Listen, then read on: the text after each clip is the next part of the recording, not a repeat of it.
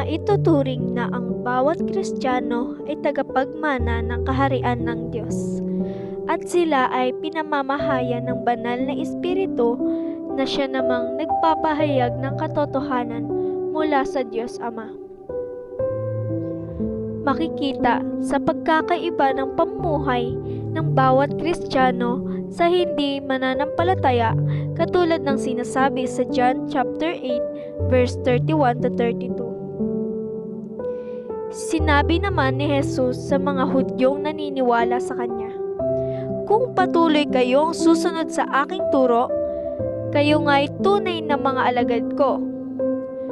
Makikilala ninyo ang katotohanan at ang katotohanan ang siyang magpapalaya sa inyo."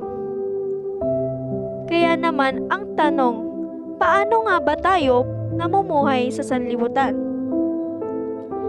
Tama nga ba ang bawat paghakbang ng ating mga paa bilang isang tagapagmana ng kaharian ng Diyos? Napasakamay na ba natin ang kalayaan na ipinagkaloob ni Jesus? Bilang anak ay dapat alam natin at sigurado tayo sa bawat kasagutan, sa bawat katanungan na ito.